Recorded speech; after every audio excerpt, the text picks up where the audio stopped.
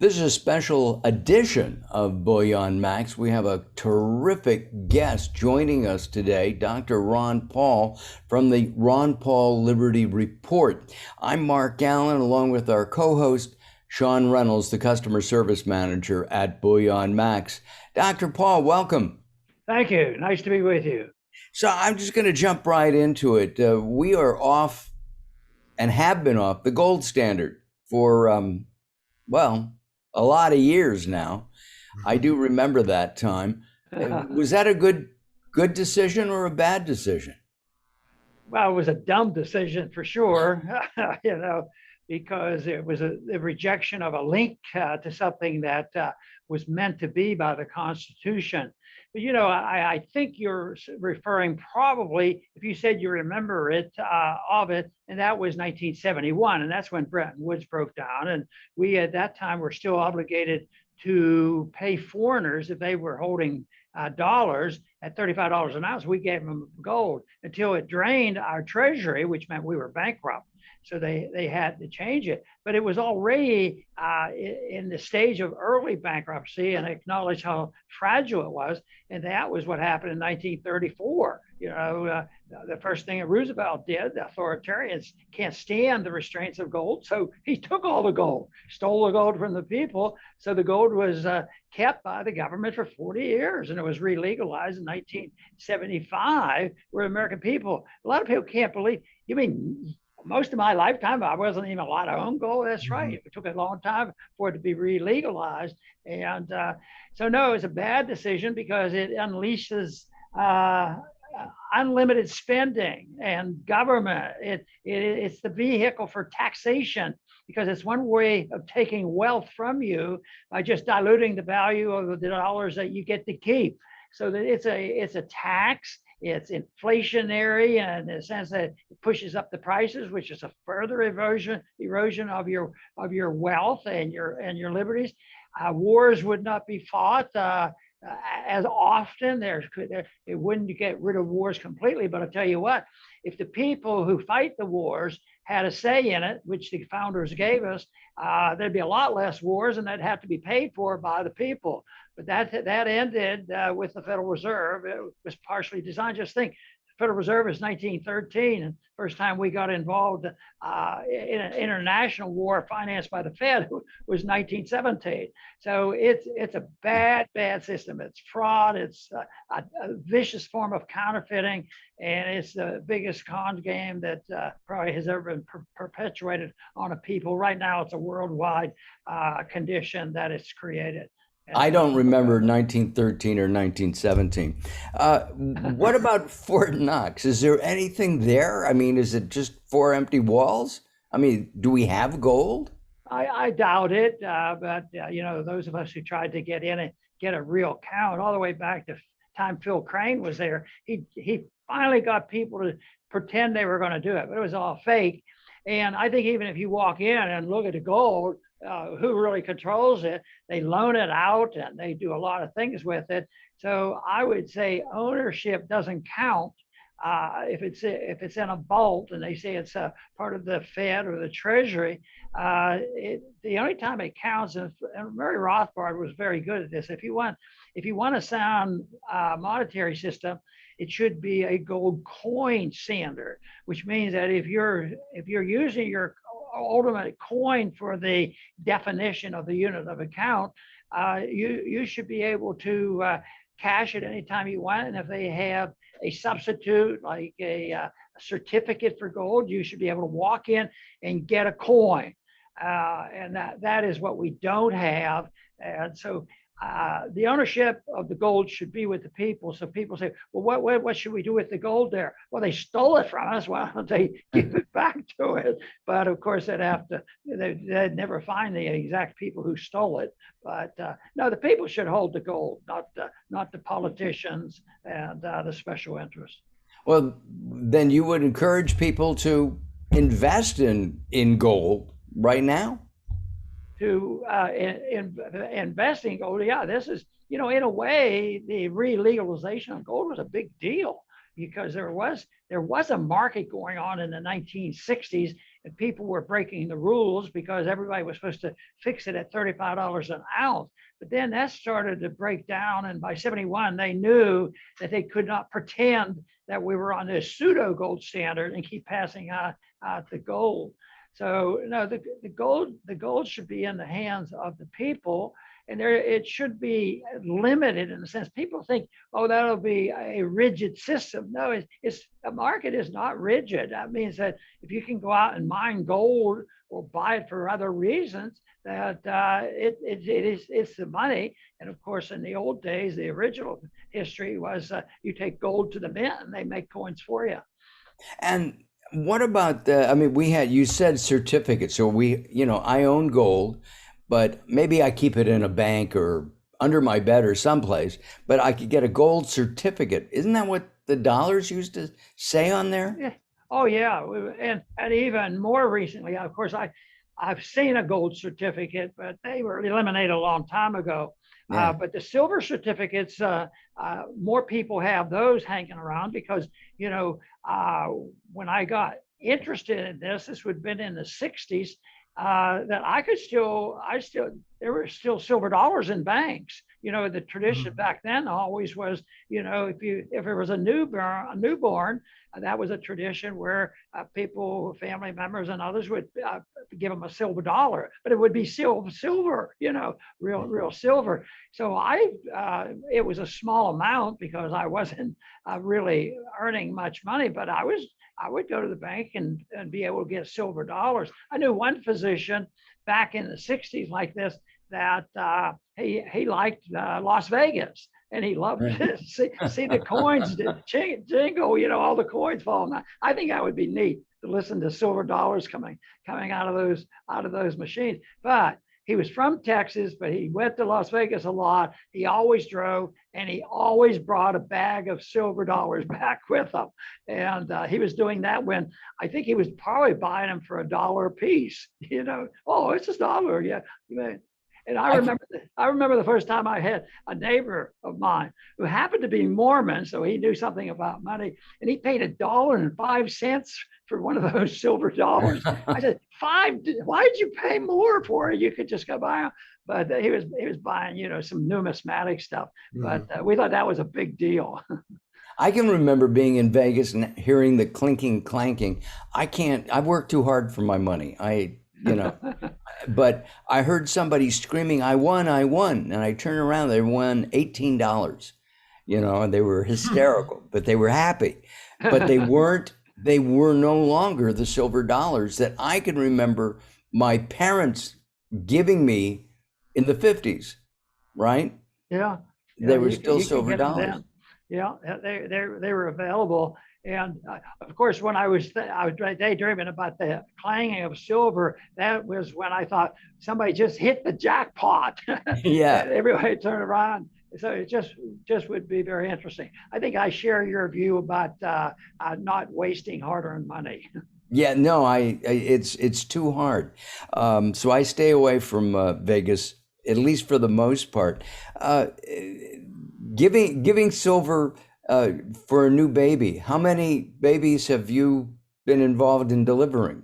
I mean, well, it's a rough estimate, but from the time I was an intern, when I delivered the first baby as a physician, that was in 1960, 59 or 60. And then I delivered a lot in private practice, and the estimate is around 4,000 babies. Wow. And I remember one time walking into a room, and I delivered the lady the night before, and she was there, and she was probably nursing her baby. And I looked over on her little dresser next to it, at her hospital bed.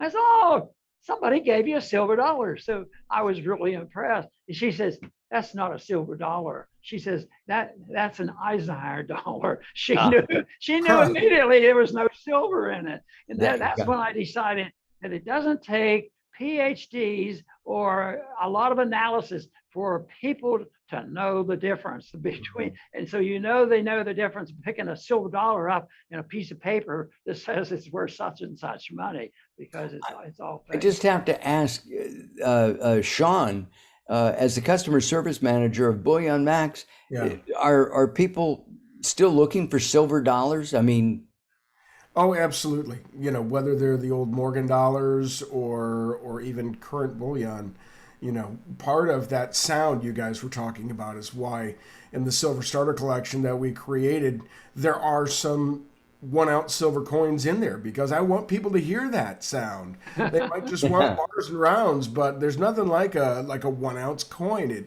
How it feels, how it looks, all of that. And so we created that to make sure that even the beginners would get to experience that for themselves. got it. That's good. You know, is this a good time, Dr. Paul, to diversify one's financial portfolio and buy gold and silver? Well, I think so. I think it is a good time, but that's overly simplistic because I think every time is a good time if you have a couple extra dollars, you know. So, and Bert Blumert had a coin dealership. You might know the name. He was a libertarian. He had a coin dealership, and I worked with him on gold. He was from San Francisco. And I asked him that question, is this a good time? And we were doing some auctioning off, and we were going to auction off some gold coins. I said, should I buy it now, or the auction isn't going to occur for 6 more months? Should I wait and look for a time when the gold is down a little bit? And he was an expert. He was in the business a long time. He says, just buy it if you're ready for it and you have the money, because he didn't believe that you could outguess the short runs. And I didn't want to waste all the energy because I didn't believe I could do it either. But that's sort of the sad part about it, you know. Those individuals up until the 20th century, if you gave somebody a silver dollar, its value would remain relatively stable. You know, it wasn't going to lose value. If anything, it might go up in dollar value because of the inflation. But I think that I wouldn't know exactly. I would think if anybody now, if I had somebody all of a sudden, oh, you just inherited how much money, I would say, well, maybe I'll buy something. I think I'll put some of it into gold and silver. I have always, leaned that way because I don't want to not put the money to an investment and make it work. So. But everybody has their druthers. You and I just said we didn't like to waste any money in Las Vegas. Well, there's a lot of people that figure that they're going to take a chance anytime and they're going to buy. And I just can't. I can't anticipate and say, well, if you get one step removed from having the coins, and if you have, the gold shares, there's much more, vulnerability for there. That changes all the time. And right now, if you want gold for somebody for a purchase with gold in a month from now, heck, gold could easily be up another $100 in a month. But who knows? It might be sitting where it is right now. So that kind of stuff is not predictable, and that's why I don't encourage the futures market. Got it. The futures market is okay because sometimes there's an economic necessity to be covered. But basically, I don't do that as thinking, oh, I'm going to beat it. Everybody's talking about inflation right now, but this is a different kind of inflation, at least from my perspective. I mean, as a consumer, usually, from what I remember, inflation has been at a time when there's been high unemployment, for example, and high interest rates. And even though our interest rates are creeping up, I think a report within the last couple of days, unemployment is down again. Yeah. So we're working. We have high inflation. I don't want to pay $8 for a loaf of bread. Or we were talking to somebody the other day. Gas in Canada is $10 plus a gallon. That's Canadian. That's Canadian. You can look at all the statistics and look at the money supply and the debt and all this and think that you can predict what will happen if such and such happens. But, back, in 2008, when they started QE, the prediction would be that's inflationary. They're printing money like crazy. But the one thing is, on Austrian economics, I find it very fascinating. That is the subjective theory of value. because the value originally, including Adam Smith, they believed in the labor theory of value, that if you work 10 hours on a project, you put the labor into it, and the communists liked the same theory, but Smith believed that. The labor told you how much it was worth. And I said, well, if I worked for about a month on a picture and I painted a picture, I said, I'll tell you what, that work would be reimbursable, because it was that, like Mises said once. He says the big problem is the inflationists will take perfectly valuable paper and put some numbers on it and make it worthless. So the labor theory of value doesn't work, but a lot of people, that sort of motivates the people, when you get into the distortion of wealth distribution, which happens always with inflation, but it's due to the monetary manipulation. But they say, and that's was always the argument, we have to raise the minimum wage and do these things to compensate. But that's because the setting of the prices of goods and services, if it interferes with it, and that is also, and it will result, wage and price controls are so destructive. That's when, in 1971, wage and price control, I knew next day there were so many scarcities, automatically closes the market down because they totally control it. So you don't want to make anything rigid. You want the market to work. I saw 1971 as the market overruling the government. Here they had fixed the price of gold under, at $35 an ounce in 1934. And finally, and they doctored it up and lied to everybody and passed out a lot of our gold. And finally, the market said it's worth a lot more. And I don't know if you followed the markets then, but it was theoretically $35 an ounce. It went up to $800. So that's that subjective theory of value being very active. So a free market. Last night my wife said, I don't want to cook. I don't want you to cook. Let's bring something in. So we brought in a salad that we have been buying literally for years. Very good. It tasted great. But I used to pay $12 for this salad. I paid $20 for the same salad in 2 months. I mean, I was stunned. I was so stunned I didn't turn it back. The temptation is why are they raising those prices so much? I need more money so that we can buy this stuff. But I don't look at it that way. I said, why are they debasing the currency and devaluing our currency and making our currency worth less?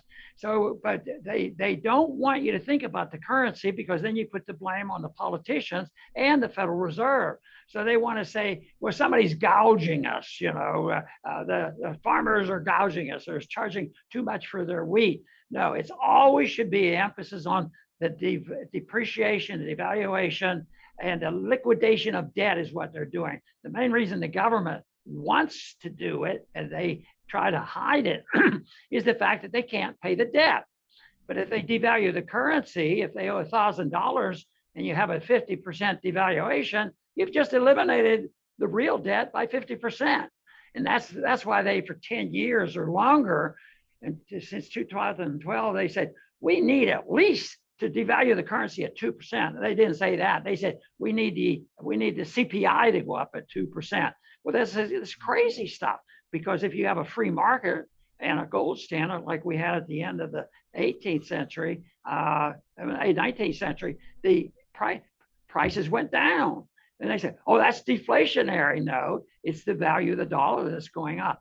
So it's a lot about definitions, and that is why they want you to concentrate on CPIs and politicians, but they don't want to say the Federal Reserve is the real culprit for creating the money out of thin air, and it's the fault of the politicians and the people and the special interests for not following the law, which is the Constitution.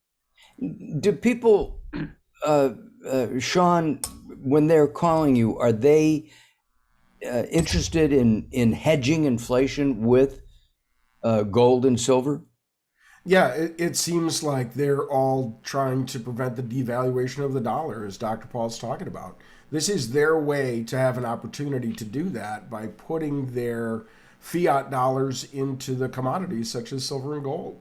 You know, they're always going to be worth something. We're not just going to decide, hey, we don't use this anymore. It's valueless. We're going to throw it in the ocean. So, you know, this is probably their best tool, so to speak, with stock markets being so unpredictable and, you know, going down and probably continuing on that trajectory. You know, precious metals as a commodity are a great way to try to keep that strength in the dollar. And Dr. Paul, is are precious metals still a hedge against inflation, even the crazy inflation we have today? Yeah, absolutely, because they can't repeal that economic law. The economic law and the principle of economics is if you take a paper currency, a fiat money, and you create more of it, its value is going to go down. But the subjective theory of value tells you it won't all be tomorrow.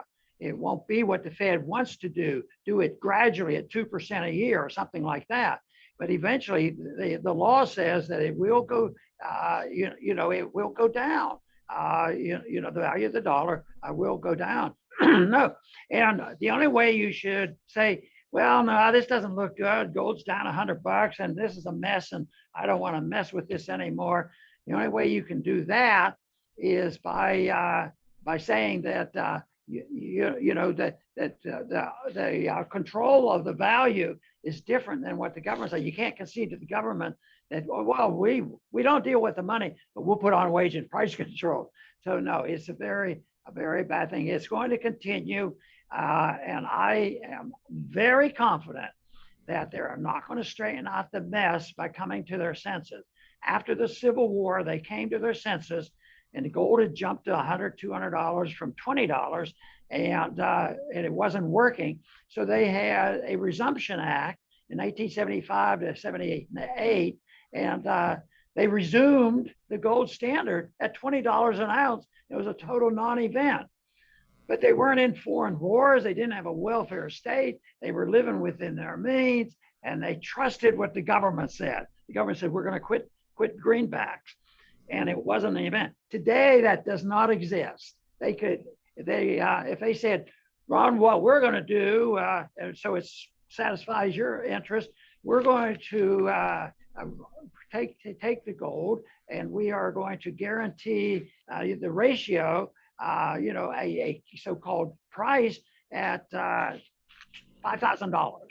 Or let's make it more, things about $3,000. And they make it, oh, well, this sounds a good deal. I think it's fine. But I'll tell you what, they're not going to stop printing money. So it's the way to resort to it, to try to protect oneself. But you can do, I know I'm going to have to finish here in a minute, but yeah.